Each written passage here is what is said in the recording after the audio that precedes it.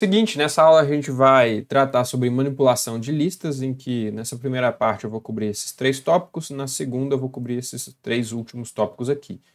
Em que aqui estão algumas das formas de manipular listas, tem outras eventualmente, mas eu vou passar por algumas das principais formas e que vão ser mais úteis para a gente de forma geral. Só que, eventualmente, vocês podem explorar outras formas de manipular listas.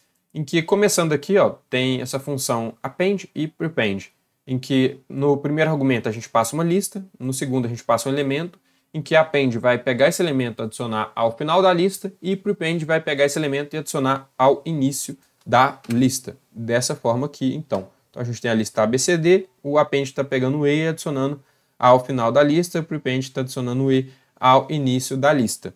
Esses casos que a gente está tratando são simples, mas em casos mais gerais, em que a gente quer construir um código, por exemplo, essas funções elas são bastante úteis para poder manipular as listas. Em que, observe, por exemplo, no caso de append e prepend, que se a gente passar uma lista, a gente tem que essa lista ela é adicionada inteira, ou seja, a sua estrutura ela se mantém. O append ele não quebra a estrutura da lista.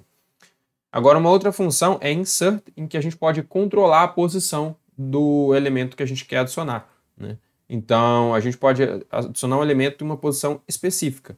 Vamos pegar aqui, por exemplo, ó, alfa, adicionar na terceira posição dessa lista aqui.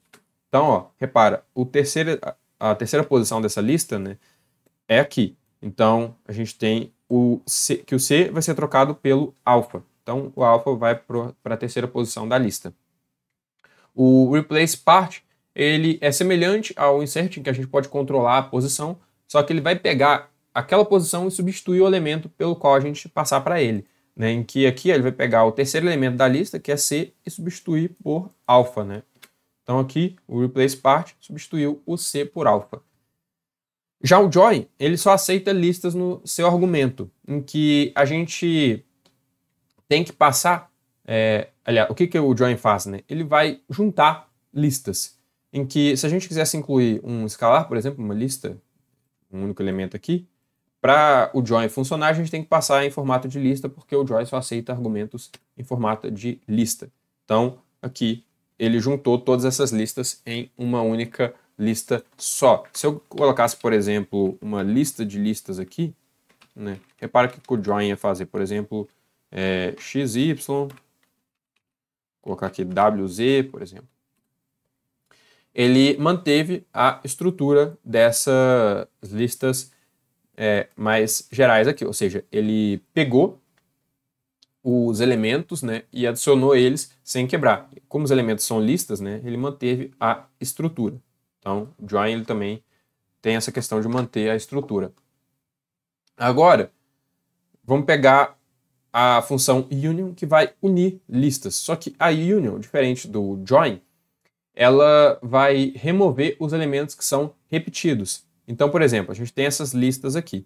O B, C e o D se repetem, né, aqui. O A se repete. Então, o union vai fazer o quê? Ele vai unir os elementos, só que vai descartar os que são repetidos. Então, a gente tem aqui que essa lista ela descartou o A, B, C, o B, C e o D e o A que estavam repetidos, né? Manteve só os elementos de A a G.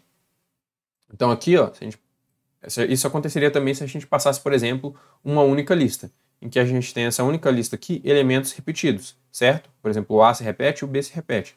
Então o union ele vai cortar esses elementos que se repetem e passar somente os elementos únicos, né? Em que tem outra função também, a reverse, que vai inverter a ordem de uma lista. Então, bem intuitiva, vai inverter, passar o D para frente, depois o C, enfim, B e A. Ou seja, reverter a ordem da lista. Agora, tem duas funções interessantes que estão associadas a rotações de listas, que é rotate left e rotate right.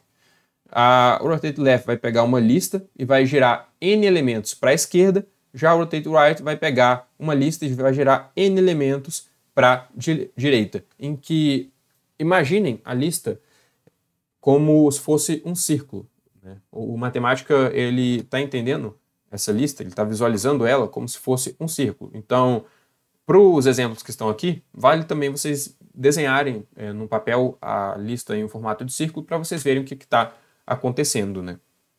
Então aqui, ó, por exemplo, o rotate left, como eu omiti o argumento, ele vai entender que é 1. A matemática por padrão entende que é 1. Então eu estou aqui usando o rotate left, em que eu estou girando a lista para a esquerda.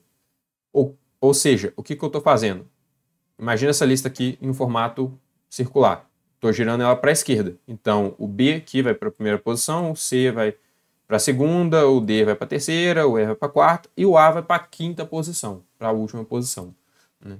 Agora, se eu girasse 2 elementos, né, eu daria 2 giros na minha lista aqui e aí ela assumiria esse caráter aqui, né? Ficaria C, D, E, A, B.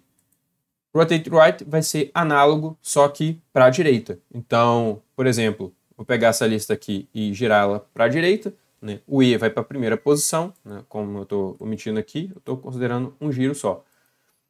Estou girando um elemento só. Agora, o rotate right vai pegar e girar 2 elementos, né?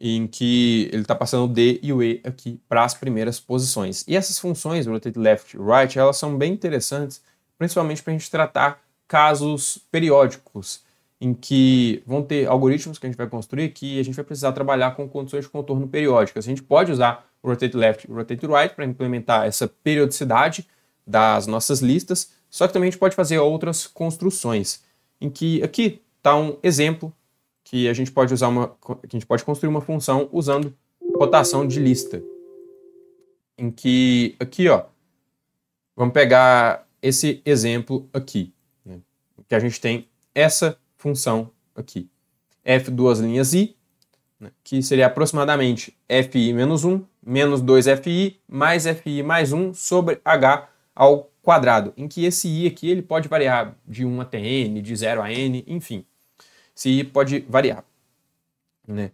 E só comentando, antes de a gente prosseguir, né, ó, geralmente é mais eficiente empregar operações de listas para executar cálculos numéricos ou simbólicos, tratando listas como objetos inteiros, em vez de separá-los e juntá-los novamente. Então é isso que o rotate left e o right ajudam a gente a fazer, né?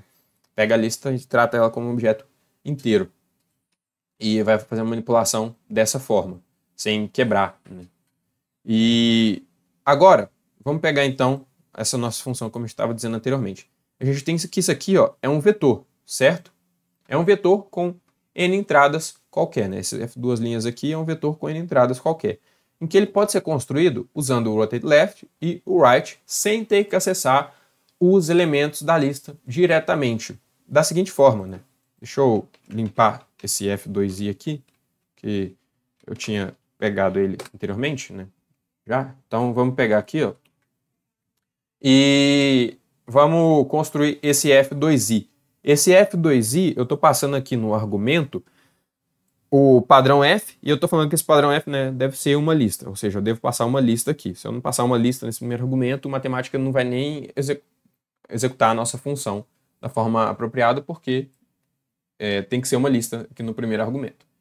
E aqui, no segundo argumento, eu estou passando um padrão qualquer, h, em que aqui, ó, reparem o seguinte, eu estou construindo essa nossa função aqui, em que o rotate right e o left vão corresponder ao fi menos 1 e ao fi mais 1. Vamos ver o que a cada um vai corresponder, né? Esse menos 2f aqui vai corresponder a esse fi, né? Menos 2fi aqui, em que, definindo, né, esse f2i, reparem só, eu vou trabalhar com essa lista aqui genérica, né, de 10 elementos. Então, para isso, eu estou usando o array, que vai me dar rapidamente uma lista, né, com 10 elementos, em que aqui eu estou pedindo F1, de F1 até F10.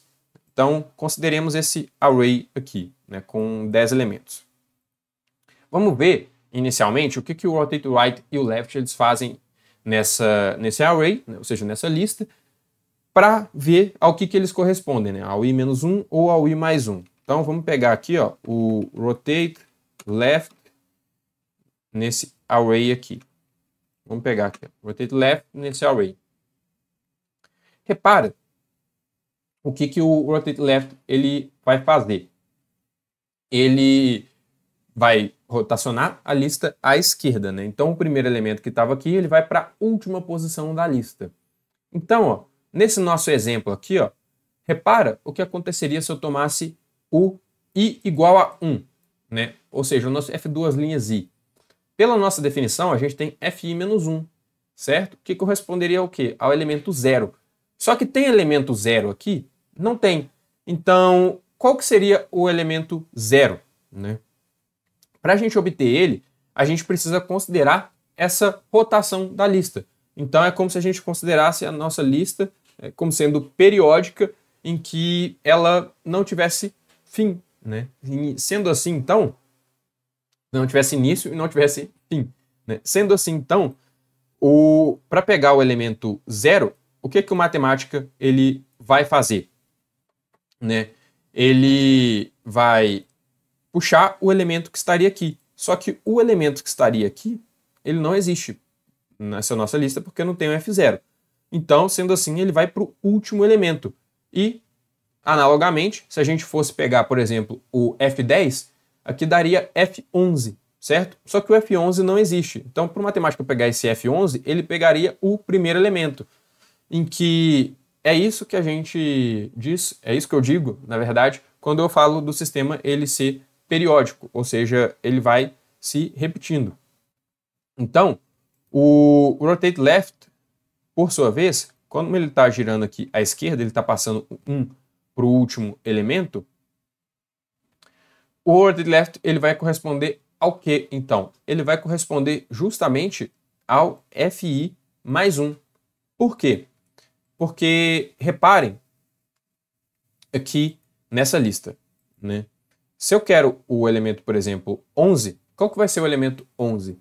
Vai ser o 1, certo? Então, o rotate left, né, me daria o elemento 11, né, que seria o F1. Né? Para isso, ele precisa girar a minha lista, né, para a esquerda para me dar o elemento 11. Então, por exemplo, suponha aqui que eu estou arrastando essa lista para a esquerda para vir o elemento 11. Qual que seria o elemento 11? Seria o F1, que saiu da posição 1 e foi para a posição final, né? E, analogamente, para a gente pegar o elemento 0, a gente precisaria do rotate right, né? Precisaria do rotate right. Em que o rotate right vai fazer? Né? Vai pegar essa lista aqui, ó, e girar ela para a direita, né? Então ele vai girar essa lista para a direita para me dar o elemento 0 aqui.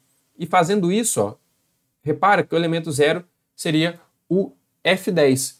Então, o rotate right corresponde ao FI menos 1, em que se vocês desenharem uma lista no papel, vocês vão ver exatamente isso que eu estou falando. E ainda fazendo mais uma analogia para fechar aqui a explicação do rotate right e do rotate left, a gente tem que nós podemos associar eles ao sentido, por exemplo, em que a gente vai no ciclo trigonométrico.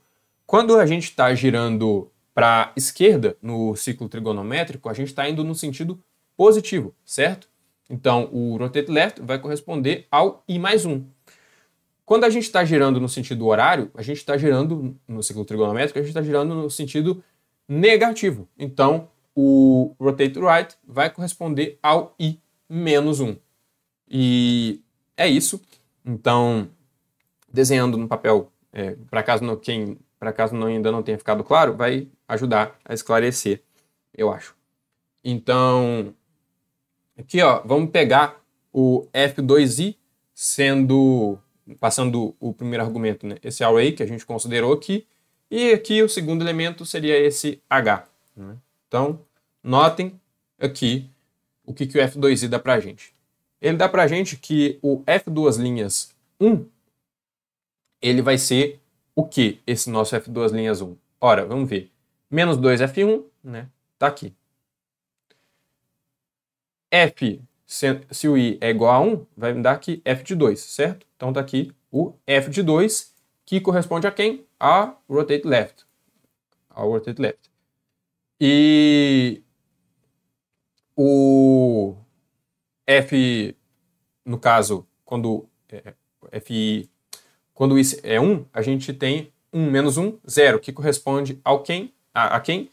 A f de 10, que no caso seria, então, o nosso rotate right, certo? E aqui, ó, retomando, por exemplo, rotate right e rotate left. Rotate right e rotate left. A gente tem aqui, ó, no nosso array. Vamos pegar aqui, ó, rotate right, rotate left. Pronto, aqui, ó.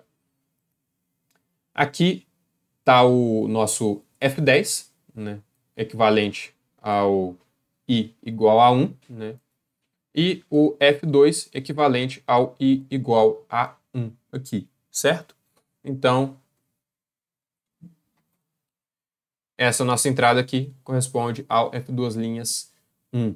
E assim por diante para os outros elementos desse nosso vetor. Agora, vamos tratar de selecionar elementos por posição, em que aqui tem algumas funções, como exemplo, a função first, que vai retornar o primeiro elemento de uma lista, a função rest, que vai retornar tudo menos o primeiro elemento, e a função last, que vai retornar o último elemento de uma lista. Então, vamos ver aqui, a função first vai retornar o A, que é o primeiro elemento. Agora, como eu tenho aqui uma lista de listas, por exemplo, ele vai retornar o primeiro elemento dessa lista mais externa, né? Que é a lista AB. Então, aqui, ó, retornou a lista AB. Ou seja, ele não foi para o nível mais interno, né? E me retornou o A, por exemplo, aqui. Rest, né? Vai me dar todos os elementos menos o primeiro. Aqui seria BCD, a lista BCD. Last vai me dar o último elemento. Agora tem a função take, que vai selecionar n elementos de uma lista, né, os n primeiros, e o drop vai remover os n primeiros elementos de uma lista. Da mesma forma, a gente pode usar a função take e a função drop, né, variando, né, a quantidade de elementos que a gente quer selecionar ou descartar, né, em que a gente pode pegar os elementos de n a m e descartar os elementos de n a m, em que, se a gente fosse usar índices negativos aqui, por exemplo, isso significa que a gente está contando a partir do final. Então, vamos ver aqui os exemplos. Take 3, em que eu vou pegar os primeiros elementos dessa lista. Vou pegar take menos 3, que eu estou contando a partir do final, então eu vou pegar os 3 últimos, certo? Vou pegar take 3 a 5, vai pegar os elementos de 3 a 5 dessa lista. Então, me deu CDE. Agora, menos 5, menos 3, vai pegar os elementos de menos 5 a menos 3 dessa lista, né, que é, no caso, contando a partir do final, né, D, C e B. Né? Aliás, B, C, D. E drop, por sua vez, vai remover os 3 primeiros elementos, ou seja, removeu o ABC. Menos 3 vai remover os 3 últimos elementos, removeu o DF. Drop menos 3 removeu os 3 últimos elementos, né, DF, retornou ABC. Drop 3 a 5 vai descartar os elementos, né, de 3 a 5. Vai dar só A, B e F. E drop menos 5 a menos 3, né, vai me dar os elementos A, E e F, ou seja, vai descartar os elementos B, C e D. E a gente pode também selecionar os elementos de uma lista por valor ou por padrão. Como assim? A gente tem, por exemplo, a função select, em que a gente passa uma lista e um critério que a gente quer usar para selecionar os elementos daquela lista, né? Onde esse critério seria uma função lógica que vai atuar nos elementos da lista, né, um por vez, em que o resultado, né, vai ser uma lista de elementos para os quais a função do critério vai testar como verdade. Já em casos ambíguos, a gente vai ter uma omissão. E note aqui, então, esses exemplos. A gente tem aqui o select, que aqui a gente tem uma lista, né? E aí eu estou pedindo para o matemática me dar os elementos ímpares dessa lista, usando essa função aqui de critério, né? Que é uma função lógica, oddQ. Estou pedindo para o matemática me dar os valores ímpares dessa lista. Então, repara que ele me dá 1, 3 e menos 3, e o resto ele não me dá porque não se encaixa nessa definição de ser ímpar. Agora aqui, ó, eu estou passando um critério no formato de função pura. Estou pedindo para a matemática me dar os números dessa lista que são maiores do que 2, né? Que aqui é uma função pura, né? Que eu estou usando ela como critério para selecionar os elementos dessa lista. Então, repara que o único elemento maior que 2 nessa lista é 3. O resto não é maior que 2. Agora, string Q vai me dar os elementos que são strings nessa lista, né? Então, ele me dá somente a string Oscar, que é a única string dessa lista. Agora, eu poderia também concatenar funções lógicas e testes para poder fazer uma seleção mais apurada, em que, por exemplo, suponha que eu tenha essa lista aqui, ó, com essas 3 strings, né, de tamanhos variados. Eu poderia passar, e posso passar, uma função lógica que vai selecionar argumentos específicos, né? O que ela vai selecionar aqui, ó? Repara, estou fazendo uma construção com função pura, né? Em que aqui, ó, eu estou pedindo para selecionar os elementos que são strings, né? E aqui, ó, usando o operador AND, que é isso que esse EE representa, AND, 2 E's representa o operador AND, né, que é a operação lógica E, eu estou pedindo para ela selecionar o que é string e selecionar as strings que têm um número de caracteres maior do que 4. Então, tem que ser um string e tem que ter um número de caracteres maior do que 4. Então, repara que ele me dá somente a palavra Oscar, que é a única que tem os caracteres maior do que 4. Essas outras aqui tem 3, essa aqui tem 4, que não é maior do que 4, certo? Agora, da mesma forma, uma lista de elementos correspondentes a um padrão pode ser produzida usando cases, em que, usando aqui cases, né, e, por exemplo, o padrão oddQ, eu pego os elementos dessa lista aqui, que são ímpares, certo? Em que essa implementação aqui, ó, é análoga a essa que a gente fez aqui para selecionar os elementos ímpares. Agora, tem também o delete cases, em que a gente vai remover os elementos correspondentes a um determinado padrão, em que aqui, ó, estou escolhendo remover os elementos que correspondem a strings, né, passando esse padrão aqui. Então, ele vai remover os elementos que são strings, no caso só tem uma, então ele removeu somente a string Oscar. Já count vai retornar o número de elementos que correspondem a um padrão. Então, por exemplo, se eu pedir o número de elementos que correspondem ao padrão string, né, repara que ele vai me dar 1. Né? Ou seja, só tem um elemento nessa lista que corresponde ao padrão string. Ele não me dá qual é, mas ele conta quantos tem, certo? Em que se a gente passasse, por exemplo, aqui a outra string, né, sei lá, ABC, ele ia me dar 2, né, porque agora tem 2 strings nessa minha lista. Por hoje é só, vejo você na próxima aula.